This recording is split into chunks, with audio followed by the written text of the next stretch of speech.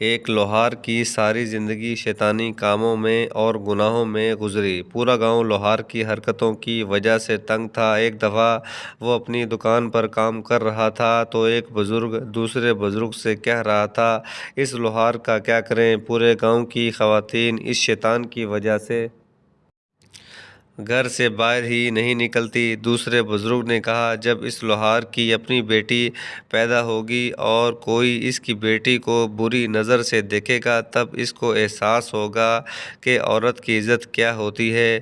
دونوں بزرگوں کو پتہ نہیں تھا کہ لوہار یہ سب باتیں سن رہا ہے۔ بزرگ کی باتیں لوہار کے دل پر گہرا اثر کر گئیں۔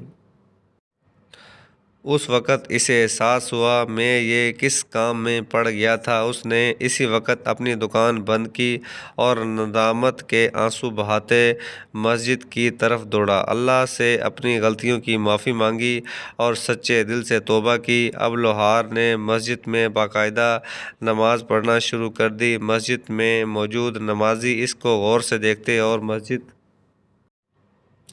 کا امام بھی لوہار کو عجیب نظروں سے دیکھتا۔ وہ جانتا تھا لوہار کی حرکتیں کیسی تھیں۔ سب کو اس بات کی حیرانگی تھی کہ جو لوہار ایک وقت میں شیطان تھا، جس کے ڈر سے محلے کی عورتیں اپنے گھروں سے باہر ہی نہیں نکلتی تھیں، وہ اتنا نیک کیسے بن گیا اور کوئی بھی نماز نہیں چھوڑتا۔ جب سے لوہار نے سچے دل سے توبہ کی تو اس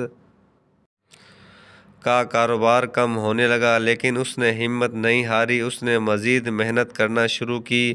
گاؤں کی عورتیں جب اپنے گھروں سے باہر نکلتی تھیں تو وہ بھی دیکھ کر حیران ہوتی کہ لوہار اب پہلے جیسا نہیں رہا۔ وہ اب کسی کو بھی نظر اٹھا کر نہیں دیکھتا تھا۔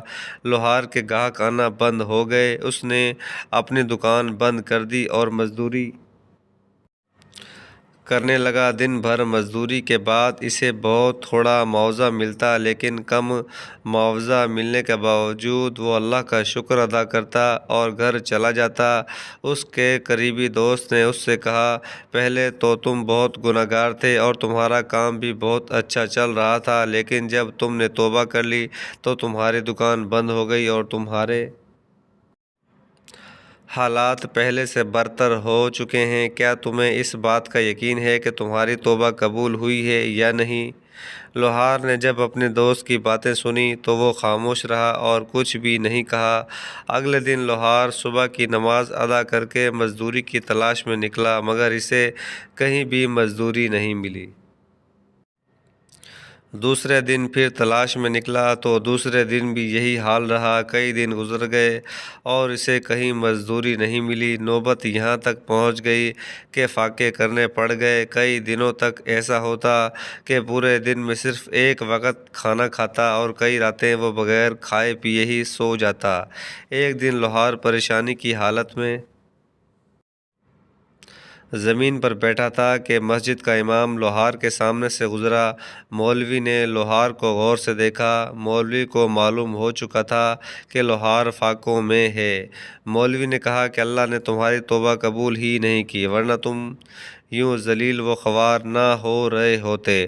لوہار نے مولوی کو اپنے ساتھ لیا اور اپنی دکان کی طرف چل پڑا۔ مولوی چیختا چلاتا رہا، مجھے کیوں لے کر جا رہے ہو؟ مگر لوہار نے اس کی ایک نہ سنی اور اسے اپنی دکان میں لے آیا اور لوہے کے تختے پر لٹا دیا اور آگ سے ہتھوڑا گرم کرنے لگا۔ مولوی گر گیا اور کہنے لگا، چھوڑ دو۔ لوہار نے کہا، بے فکر ہو جاؤ، میں تمہیں کچھ نہیں کہوں گا، میں تجھے یہاں کچھ دکھانے کے لیے لے کر آیا ہوں۔ میری دکان پر گاہک بے ڈھنگا لوہا لے کر آتے ہیں۔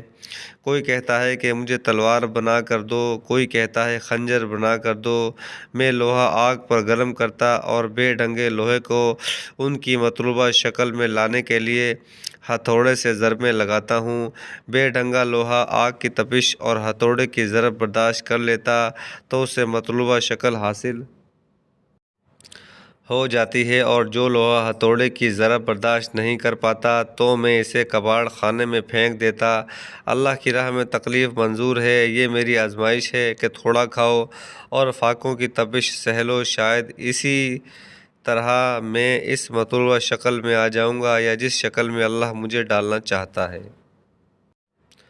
بس میری یہی دعا ہے کہ مجھے بیکار سمجھ کر کباڑ میں نہ پھینک دے۔ یہ کہہ کر لوہار کی آنکھوں میں آنسو جاری ہو گئے اور مولوی بھی لوہار کی باتیں سن کر رونے لگا اور لوہار سے معافی مانگی کہ میں تمہیں غلط سمجھتا رہا۔ اللہ کی راہ میں آنے والی مشکلات دراصل ہمیں آخرت کی سختی سے بچانے کے لیے ہی ہوتی ہیں۔ اللہ پاک سے دعا ہے کہ وہ ہمیں برے اعمال سے بچنے اور زیادہ سے زیادہ نیک اعمال کرنے کی توفیق عطا فرمائے۔ آمین یا رب العالمین۔